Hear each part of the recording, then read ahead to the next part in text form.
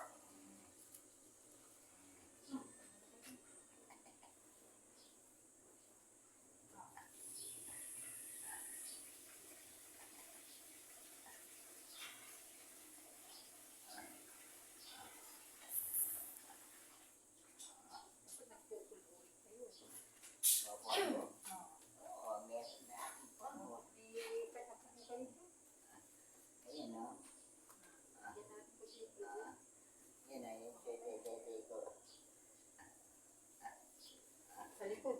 Sa likod. Lagyan mo ng ilagay na konti-likod. Kaya magpindilan na ako konti.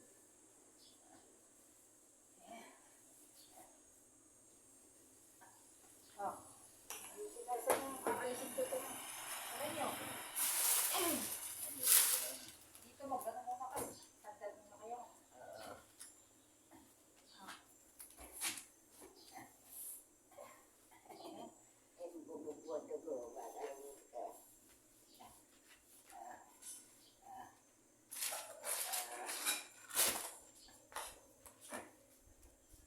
Ito. Basa. Basa, umihi. Ito, alisin muna natin tayo. Bilat natin. Tapos na saglit yung tik nyo. Ito muna natin. Ayan. Dali. Lagyan natin. Yan. Basa. Basa. Dali.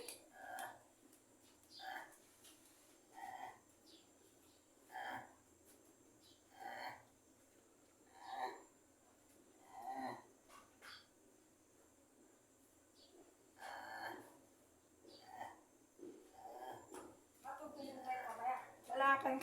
Yung kumot yun na makapal. Yan. Ayaw mo na pagpagat yan. Hindi naman maano yan eh. Oh, di ba? Ini. Hindi naman basa ka. Oh, tapos mo. Ganyan ko na. Total ako lang naman eh. Para di masakit. Oh, yan. Total na kayo. Yan. Hindi nakakabsat. Ay. Ha. Hello. Nandyan ako. Nay. Nay. Nandyan ako. Ayan. Ang nanay. Sino yan? Namin. Si Dine? Hindi. Ah? Ilan taon na kayo ng nanay ngayon? 87 na si nanay. Tignan nyo yan. Araw-araw. Ganyan, hindi na kasi siya makalakad. Pero yung mga paa niya, nagagalaw naman niya. Kaya ako po, trabaho ko lahat din.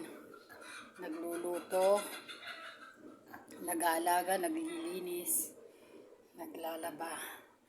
trabaho lahat. Kaya minsan medyo pagod din yung katawan ko. Lalo na may nararamdaman po ako pero nagtitiis ako. Ganun lang po talaga siguro yung buhay. Minsan makakaahon din. Ito po, sabi nga nila, kailangan daw ang magulang minamahal. Sabi nila. Yan po, si nanay. 86 nyo na pa pala, nay? 87. 87. Yan. Itutuloy ko muna yung aking niluluto. Nagluluto ako, nag-aalaga. Ayan, kasi yung kasama kasi namin, umalis. Kaya obligang ako. Ayan. Ako na yung mata. Salamat. Ayan, Salamat. sige, yan po. Dito po sa bahay. Dito po sila. Si nanay. Ayan, pagod din kakabsat. Trabaho. Ay, Lord. Bigyan mo ako ng lakas. Ito na naman po tayo sa labas. Minawisan ako kakabsat.